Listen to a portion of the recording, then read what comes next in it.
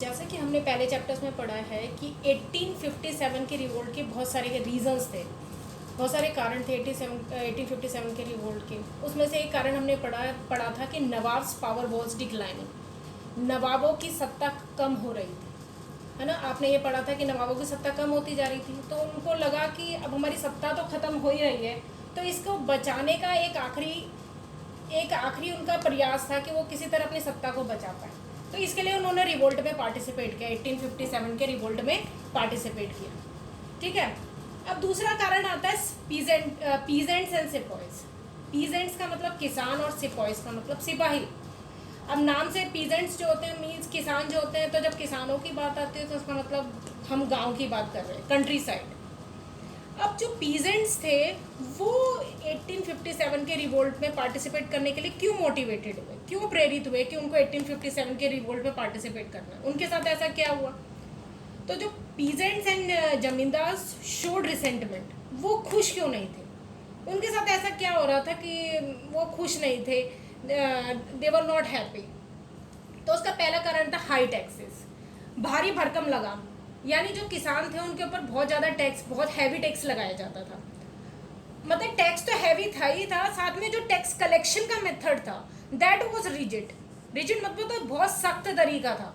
जैसे आपने पिछले चैप्टर में पढ़ा है कि हाँ, जो टैक्स कलेक्शन के उन्होंने जो ब्रिटिशर्स ने सिस्टम लगाए थे, लाइक परमानेंट सेटलमेंट, स्थायी बंदोबस्त, महलवारी सिस्टम, महलवारी बंदोबस्त, रियोतवारी या मुनरो सिस्टम, रेयतवारी, ये तीनों सिस्टम ही बहुत रिजिड थे। जैसे परमानेंट सेटलमेंट में जो वो उन्होंने एक फिक्स अमाउंट टैक्स का डिसाइड कर दिया था कि ये अमाउंट उनको पे करना है, लेकिन ये जो फिक्स अमाउंट होता था ये भी बहुत हाई होता था, ज़्यादा होता था। ठीक है। तो ये टैक्स कलेक्शन के जो सिस्टम जो ब्रिटिशर्स ने लगाए थे, permanent settlement, Mahalwari system, Ryotwari system, बहुत ही ज़्यादा रिजिड सिस्टम थे। ठीक है। अब ये टैक्स इतने हाई थे तो जो टैक्स पे नहीं कर पाता था तो वो लोग उनकी ज़मीन छीन लेते थे ब्रिटिशर्स, क्योंकि टैक्स इतने हाई होते थे, उनको वो लोन लेके उनको टैक्स भरने पड़ते थे। तो अगर वो अपना लोन पे नहीं कर पाते थे, अगर पीजेंट्स और ज़मींदार या कोई भी अपना लैंड अपने उसको रेवेन्यूज़ या ये टैक्सेस पे नहीं कर पाते थे, तो वो उनकी जो एंसेस्ट्रल उनकी जो लैंड्स होती थी, जो उनकी पीढ़ियों से जो उनकी पुश्तैनी ज़मीनें होती थी, उन्हें छीन लेते थे, जिनके साथ उनके सेंटिमेंट्स जुड़े होते थे, जिनके साथ उनका लगाव होता था, उन ज़मीनों को वो छीन लेते थे। तो पीजेंट्स इसलिए परेशान थे क्योंकि हाई टैक्सेस थे, rigid method of tax collection था, लॉ, और उनकी ज़मीनें ब्रिटिशर छीन लेते थे अगर वो रेवेन्यू पे नहीं कर पाते थे, टैक्सेस नहीं पे कर पाते थे। ठीक है। तो पहले नवाब और जो रूलर्स थे वो ही परेशान थे। अब बाद में पीजेंट्स और ज़मींदार ने भी उनका सपोर्ट किया, क्योंकि वो भी उनके साथ है, क्योंकि जब कई दो लोग परेशान होते तो वो अपना हाथ मिला के दोस्त बन जाते हैं। तो उसी तरह से जो नवाब और रूलर्स तो परेशान थे, तो उनको पीजेंट्स का सपोर्ट मिला, क्योंकि पीजेंट्स भी बहुत परेशान थे, किसान भी बहुत परेशान थे। तो अब इस रिवोल्ट में रूलर्स के साथ आगे पीजेंट्स। लेकिन तीसरा आता है कि सिपॉइज क्यों परेशान थे। सिपॉइज को तो जॉब मिल रही है, काम मिल रहा है, एम्प्लॉयमेंट मिल रही है, तो व्हाई दे आर अनहैप्पी, वो नाखुश क्यों हैं, अभी उनको तो सब कुछ मिल रहा है, नौकरी मिल रही है, एम्प्लॉयमेंट मिल रही है उनको, तो व्हाई दे आर अनहैप्पी।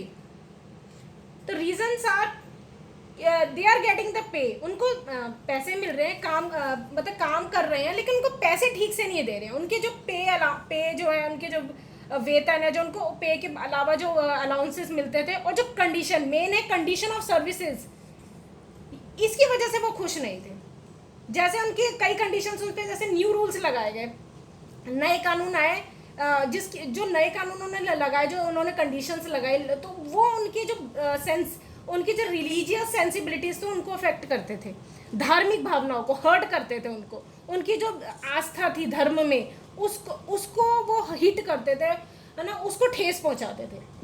जो उनकी जो सेवा शर्तें होती थी, जो कंडीशंस ऑफ सर्विसेज होती थी, जैसे कई बार क्या होता है, जैसे उनकी जो आर्मी ड्रिल्स होती थी, आर्मी ड्रिल्स में जो कार्ट्रिजेस वो यूज़ करते थे, कारतूस यूज़ करते थे, उसको मुंह से छीलना होता था, और उस पर जो होती थी गाय और जो सुअर की चर्बी चढ़ी होती थी, तो लोग उसको मुंह से छीलना पड़ता था, इससे लोगों के जो रिलीजियस सेंटिमेंट्स अफेक्ट होते थे। दूसरा 1824 में 1824 में सिपाहियों को ब्रिटिश आर्मी की तरफ से बर्मा जाने को कहा गया, उनकी तरफ से उनको लड़ना था, to fight for the East India Company, but they refused. उन्होंने उन सिपाहीज ने मना कर दिया, रिफ्यूज़ कर दिया। Why they refuse to go by the sea route? क्योंकि उन पहले लोगों के अंदर ये भावना थी कि अगर वो सी रूट से जाएंगे ना, देखो धार्मिक भावनाओं के पीछे कोई लॉजिक नहीं होता। वो ये ऐसा मानते थे कि अगर वो समुद्र के रास्ते जाएंगे तो उनकी जो धार्मिक भावनाएं और आस्था है ना, वो उसको ठेस पहुंचेगी, धर्म भ्रष्ट होगा उनका। तो वो लैंड के जरिए जाने को तैयार थे, they were agreed to go by land. क्योंकि उन्होंने मना करा तो उनको पनिशमेंट दी गई, दे वर पनिश्ड। लेकिन ये सब यहीं खत्म हुआ। It was not ended here only, it was not ended here. 1856 में उन्होंने नया लॉ लिया है। 1856 में उन्होंने नया लॉ क्या लेकर आया? To serve overseas if required, कि उनको अगर ज़रूरत पड़ी ईस्ट इंडिया कंपनी को बाहर, अगर उनको बाहर ले जाने की, इंडिया से बाहर, तो उनको जाना ही पड़ेगा अगर उनको ईस्ट इंडिया कंपनी में सर्व करना है तो। ठीक है, तो अगर उन्हें ईस्ट इंडिया कंपनी में सर्व करना है तो ये कंडीशंस को मानना ही पड़ेगा। तो ये कंडीशंस उनकी रिलीजियस सेंसिबिलिटीज़ एंड बिलीव्स को अफेक्ट करते थे, तो दे वर वेरी हर्टेड। दूसरा कारण था, they were unhappy with the countryside situation, क्योंकि जो सिपाहीज जो थे वो सिपाही ज़रूर थे, लेकिन उनकी जो बैकग्राउंड थी, यानी उनकी रूट्स थी, वो तो कंट्री साइड से, यानी गाँवों से लिंक्ड थे वो, यानी उनका परिवार, फैमिली सब गांव से आती थी। और गांवों में जो हो रहा था सबको पता है कि वहाँ पर लोगों पे हाई टैक्सेस लगाए जाते थे, rigid method of tax collection था, जो लोग ब्रिटिशर्स उनसे लैंड छीन लेते थे। तो कहीं ना कहीं इन बातों को लेकर उनमें गुस्सा था कि जो उनके साथ हो रहा था सिपाहीज के साथ। तो ठीक है, तो ये गुस्सा धीरे धीरे बढ़ता ही जा रहा था। तो उनको लग रहा था कि अब रिबेल करना ज़रूरी है, रिवोल्ट लाना बहुत ज़रूरी है, उनके अगेंस्ट आवाज़ उठाना बहुत ज़रूरी है।